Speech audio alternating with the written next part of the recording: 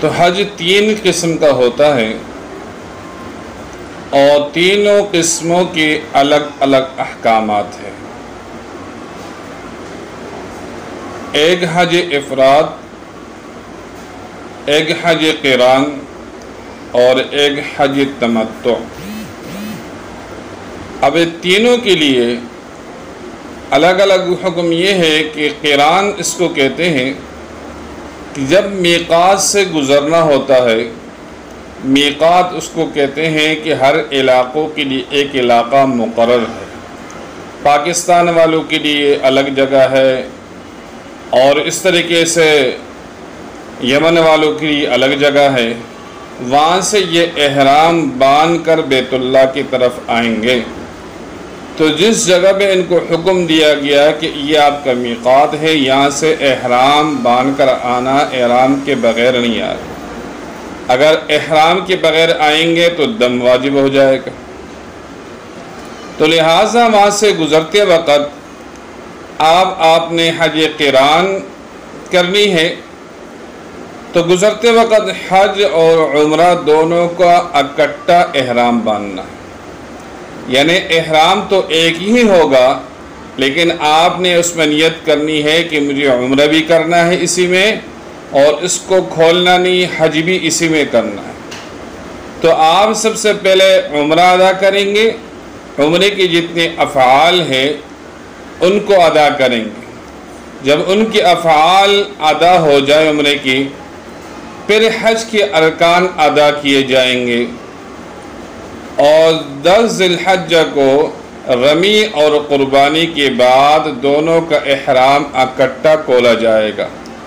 یعنی احرام آپ نے باندھا تھا، ایک تھا، دونوں کی نیت تھی، اب جو کھولو گے تو دونوں کی نیت کرو گے کہ میں احرام عمرے کا بھی کھول رہا ہوں اور میں احرام جو ہے حج کا بھی کھول رہا ہوں، دونوں کی آپ نے اس میں نیت کرنی ہے۔ لیکن جب تک آپ احرام کی حالت میں ہیں، احرام کی جو پابندی ہے وہ آپ کے اوپر لاگو ہے۔ حالت احرام میں جو چیز منع ہے آپ اس سے کر نہیں سکتے، اس لیے کہ ان پہ پابندی ہے۔ آپ نے وہ ارکان جو ادا کیے عمرے کے اور حج کے، لیکن ساتھ ساتھ کچھ پابندی احرام کی تھی۔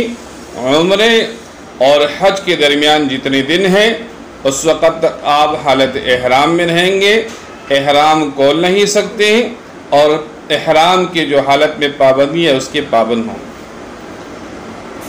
دوسری صورت اس کی یہ ہے، قسمیں تو آگے پیچھے ہو سکتی ہے، کہ آپ جو ہے حج تمتع وہ یہ ہے کہ میقات سے، یعنی جہاں سے ہم نے احرام باندھنا ہے اس جگہ سے آپ نے صرف عمرے کا احرام باندھا ہے، عمرے کے افعال آپ نے ادا کر دیے، اس کے بعد آپ احرام کھول دو، اور 8ویں تاریخ کو حج کا احرام باندھا جائے گا۔ 8 سے پہلے بھی باندھ سکتے ہو، 7 کو بھی باندھ سکتے ہو، لیکن 8 کو آپ نے باندھنا ہے، اور 10 ذی الحجہ کو آپ نے رمی اور قربانی کے بعد احرام کھول دیے جائے۔ گویا آپ نے ایک مرتبہ عمرے کے لیے احرام باندھا، اور اس کے بعد عمرہ کے افعال ادا کرنے کے بعد احرام کھول دیا، پھر آپ نے جو ہے وہ 8ویں تاریخ کو دوبارہ احرام باندھا حج کے لیے، پھر حج کے ارکان مکمل کرنے کے بعد پھر احرام کھولا۔ گویا آپ نے 2 دفعہ احرام باندھا اور 2 دفعہ کھولا، تو اس کو کہتے ہیں حج تمتع، یعنی فائدہ اٹھانا۔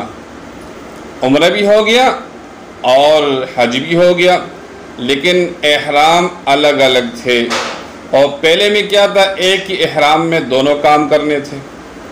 تیسری صورت یہ ہے کہ حج افراد، یہ ہے کہ میقات سے، میقات اس جگہ کو کہتے ہیں جہاں سے ابھی ذکر ہوا ہے کہ احرام باندھنا ہے، آپ وہاں صرف حج کا احرام باندھ دیں گے۔ آپ نے حج کا احرام باندھ دیا، اور 10 ذی الحجہ کو رمی کے بعد احرام کھول دیا جائے گا۔